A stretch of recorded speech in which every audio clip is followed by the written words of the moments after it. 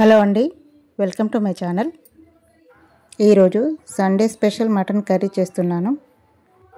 Sunday అంటే మా ఇంట్లో నాన్ వెజ్ కంపల్సరీగా ఉంటుంది. ఇవాళ ప్రొద్దునే మటన్ తీసుకొచ్చారు, దానికి ప్రిపేర్ చేస్తున్నాను. ముందుగా మటన్ని 2-3 సార్లు శుభ్రంగా కడిగి తీసుకోవాలి.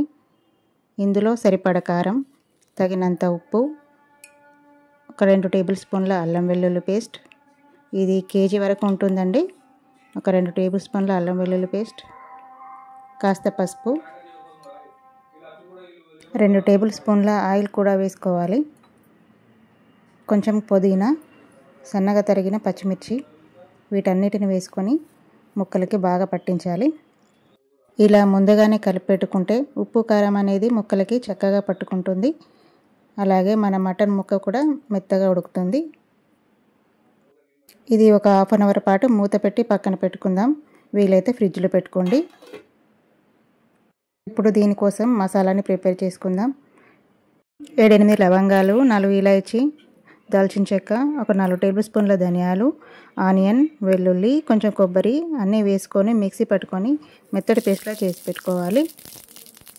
ఇప్పుడు కుక్కర్ పెట్టుకొని ఆయిల్ వేసుకొని వేడైన తర్వాత కొద్దిగా సాజీర వేసుకొని ఆనియన్స్, పచ్చిమిర్చి, పుదీనా, కొద్దిగా హోల్ గ్రామ్ మసాలా, కొంచెం పసుపు అన్నీ వేసుకొని ఫ్రై చేసుకోవాలి. ఇప్పుడు మనం ముందుగా కలిపి ఉంచుకున్న మటన్ని వేసుకొని ఆయిల్లో బాగా కలుపుకోవాలి. లో ఫ్లేమ్లో ఒక 10 నిమిషాల పాటు మటన్ని ఫ్రై చేసుకోవాలి. ఇది మూత పెట్టుకొని ఒక 10 నిమిషాల పాటు ఉడకనిద్దాం. నా ఛానల్ని సబ్స్క్రైబ్ చేయని వాళ్ళు ప్లీజ్ సబ్స్క్రైబ్ మై ఛానల్. అలాగే నా కుకింగ్ స్టైల్ ఎలా ఉందో కామెంట్ చేయండి, నాకు సజెషన్స్ ఇవ్వండి. ఇప్పుడు మటన్లో ఉన్న వాటర్ అంతా బయటకు వచ్చేసిందండి. ఇది చక్కగా ఉడకనివ్వాలి.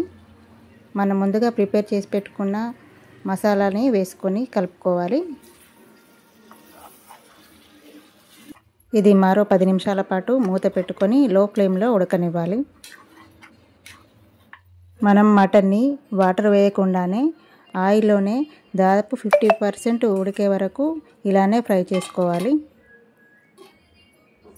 అప్పుడే టేస్ట్ బాగుంటుంది, ముక్క అనేది సాఫ్ట్గా ఉడుకుతుంది. ఇప్పుడు మటన్ అనేది చక్కగా ఫ్రై అయింది. ఇప్పుడు దీనికి తగినన్ని వాటర్ వేసుకుందాం. మీరు కర్రీ థిక్నెస్ బట్టి వాటర్ వేసుకోండి. నేనైతే కాస్త సూప్ ఉండేలానే వేసుకుంటున్నాను. కొంచెం సూపే ఉండాలి మాకు. ఇలా వేసుకున్న తర్వాత కుక్కర్ మూత పెట్టుకుందాం. మూత పెట్టుకొని ఒక 6-7 విజిల్ వరకు తీసుకోవాలి. ఇప్పుడు కాస్త కొత్తిమీర వేసుకొని కుక్కర్ మూత పెట్టుకుందాం. మటన్ కాబట్టి సాఫ్ట్గా ఉడకాలి, అందుకే కొంచెం 6-7 విజిల్లో పడుతుంది.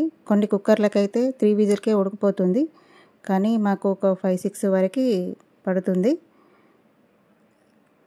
కుక్కర్ పూర్తిగా చల్లారిన తర్వాతే మూత తీయండి, అప్పుడే మనకి మంచిగా ఉడుకుతుంది.